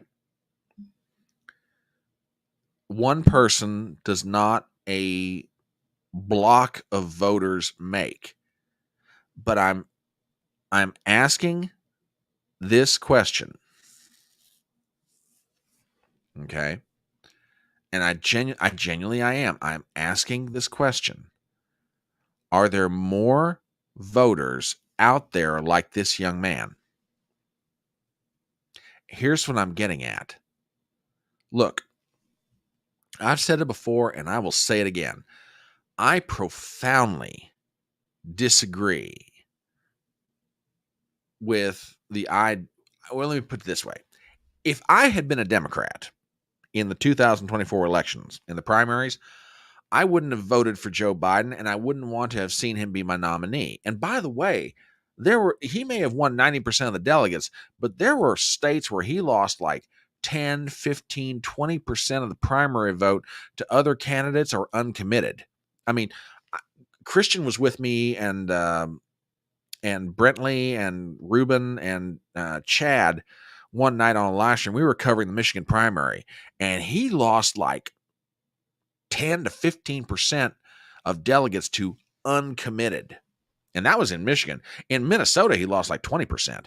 The point that I'm getting to is this, okay? What if there is a percentage of Democrat voters out there that feel like this young man? They voted for Joe Biden, and now they've been betrayed. TBA, I saw your note on Rumble, brother. Have a good night. Glad to have you here. What if there's a bunch of people out there? Now, it's not a huge amount, 5, 6, 7% of Democrat voters that are watching what's been done to them, and they're like, I'm not voting for her, and I'm going to go third party. And you can't blame them, because it's like I said, look, if I'd have been a Democrat, I would have disagreed with the idea of Joe Biden being my nominee for different reasons, but let's just take the most obvious one. I wouldn't have thought he was physically or mentally up to the job for another 4 years. That's why I would have voted against him. I don't think he would have been the best nominee against Donald Trump. But my vote as a Democrat would be sovereign, as was the vote of 14 million Democrats across this country. The Democrat Party, Pelosi, Schumer, Jeffries, Obama, have just basically given 14 million voters in the Democrat Party across America a gigantic middle finger and told all of them to go pound sand. What happens? What happens if there is 3%, 4%, 5% of Democrat voters in states like Wisconsin, Minnesota, Michigan, and other places around the country that have watched this process go down, and now they're like this young man, I can't do it. I can't do it. They're not going to vote for Trump, but they might vote third party. There is RFK. There is Cornel West. There is Jill Stein. Oh, and I had not heard about this, but I'm not surprised, and I'm actually glad to see this, which, by the way, this corresponds to another story I've got. It broke this evening. Now, remember, Kamala's being touted as potentially, if she's elected, the first black female president in America. Oh, yeah? Try this on for size. Black Lives Matter wants an open primary developing. Black Lives Matters urged the Democrat National Committee to promptly organize an impromptu virtual primary nationwide before the August DNC convention. This call came shortly after Vice President Kamala Harris clinched sufficient delegates for the nomination. Black Lives Matter emphasized in their statement the importance of public involvement in selecting the presidential nominee, rather than relying solely on party delegates. And you know what? I never thought I'd ever hear myself say this. I absolutely agree with them. I'm telling you, Armageddon is coming.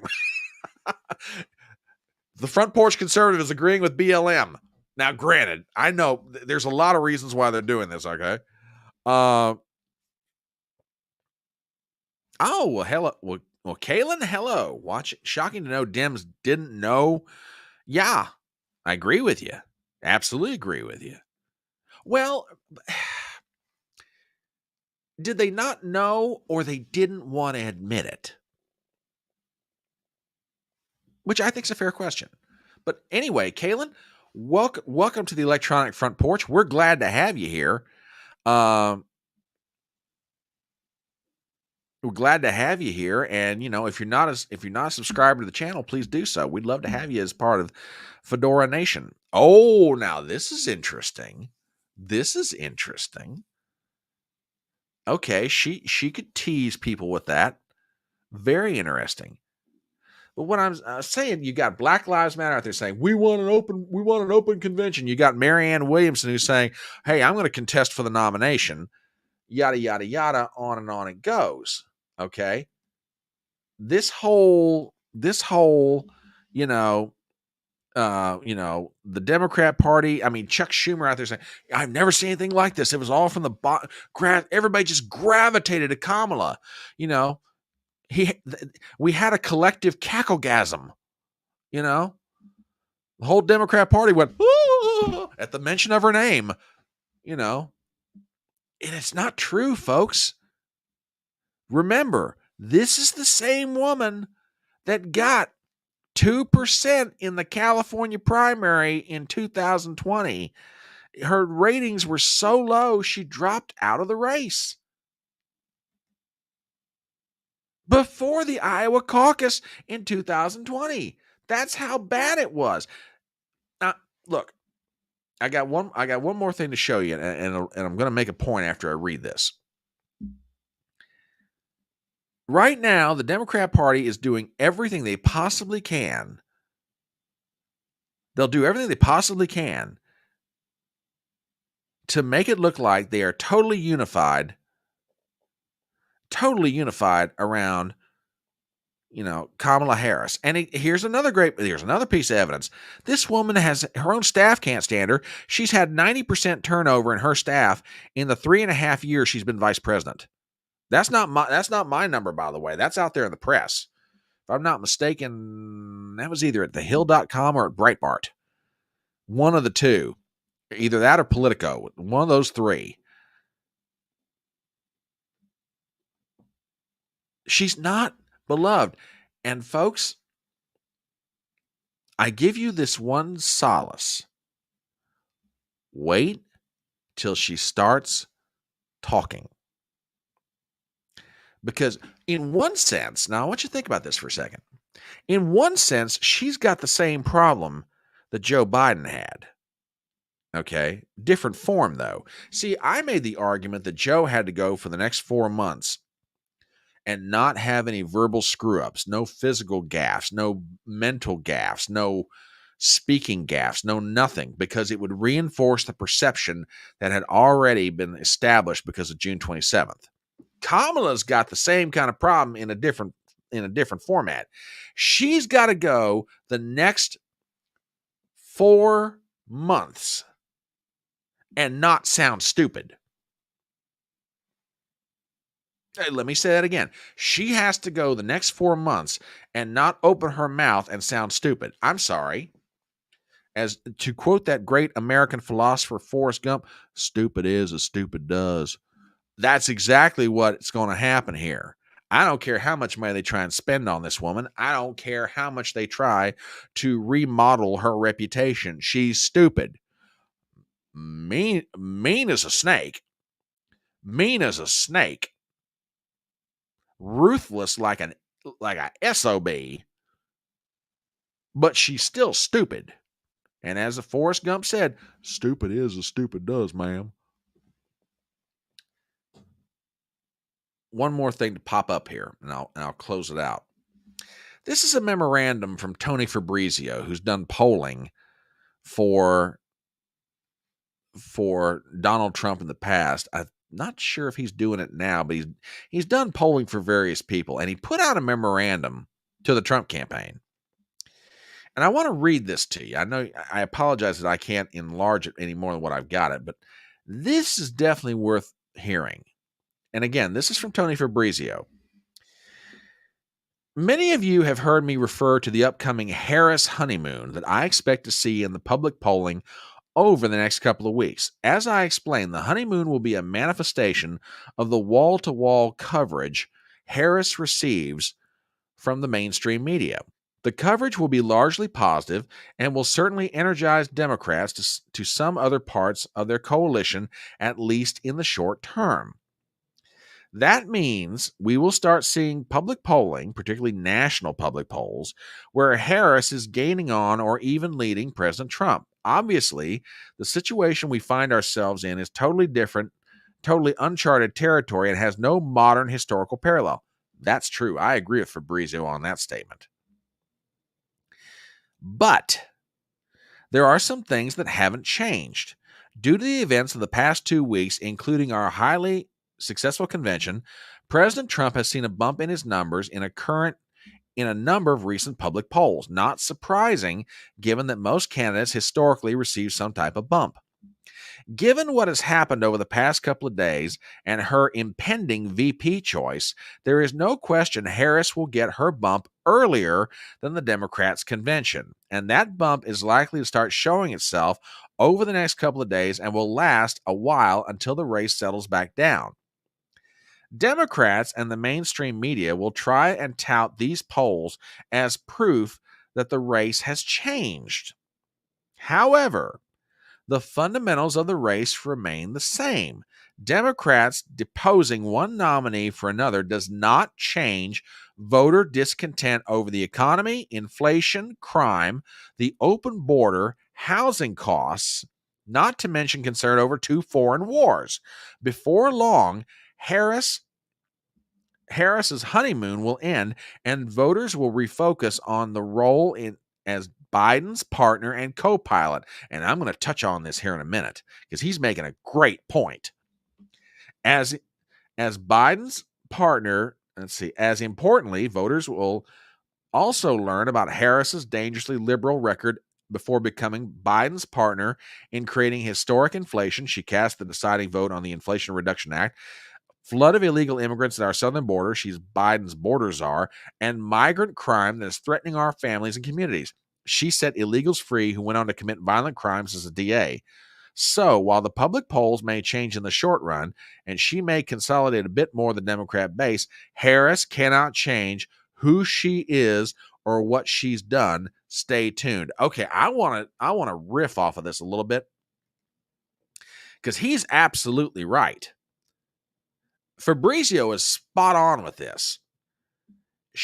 They're going to absolutely, like I said, everybody in the Democrat Party is going to have a cacklegasm for the next couple of weeks. Okay? However, once the honeymoon period is over, then she's got a problem. And it's this. It could be summed up in a question. So, did you know that Joe Biden was mentally unfit to assume the office, or did you not realize it? And by the way, are you going to run on your record, or are you going to run on Joe's? Because if you're going to run on Joe's, you do realize, Kamala, what that means. You're as equally responsible for the high inflation. You're as equally responsible for the problems at the southern border. You're equally as responsible for the crime. See, she to borrow from an old Uncle Remus story, she's about to get stuck on tar, baby. Okay? Yeah, or WWG1 asked a humorous question, but he makes my point. When did you stop beating your wife? The implication behind the question is you have been beating your wife. That's the thing with Kamala. Okay? She's going to get stuck on, on tar Biden or baby Biden here. Okay? You helped him do all this stuff, Kamala. You were the deciding vote that passed the Inflation Reduction Act, which spent all the money and blew up the inflation. You helped him or didn't help him do anything about the border. Now we've got flooding illegal immigrants coming into the country. So which is it? Are you your own woman, or are you going to run on Joe's record? Oh, you mean you disagreed with Joe? Really? Please tell us how you did that. When did you stand up to Joe Biden and tell him he was wrong? When did you offer an alternative out in the public? See, she can't do that. And if Trump and his people have any measure of skill with tying her to Joe Biden, and don't think they won't, they'll be doing that all the blessed day long. They will bring out her record. They will bring out everything she's done as a DA, as the California Attorney General, as a senator, as the vice president. It's going to all come out. Now, don't get me wrong. I'm not saying take it for granted that she's the nominee. She's going to be dangerous. She's going to be tough. But she's beatable. And like I say, the Democrat Party right now is going to try and snow job everybody from California to Maine, from the northern border all the way down the Rio Grande. That she is just, oh my God. She can be beaten, folks. She can be beaten. She's not as big and bad as the media makes you think. Fabrizio's right. There's going to be about a couple of week window. But once everybody starts focusing back in on the border, on inflation, on everything else, and her role in helping it happen,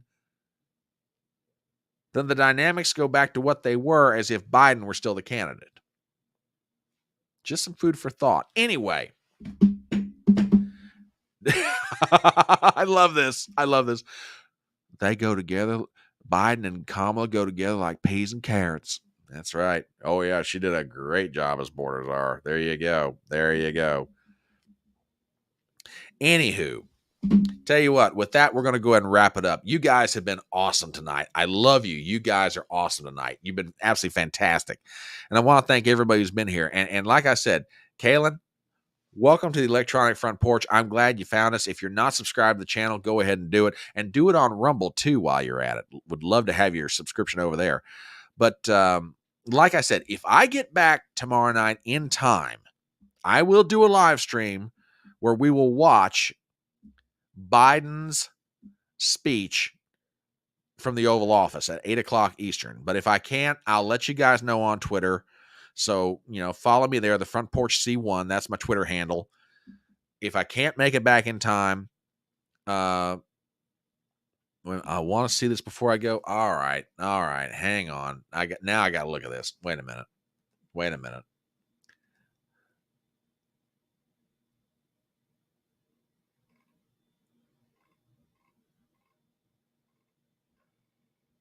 Now, hang on. Darling, is this the one you're talking about?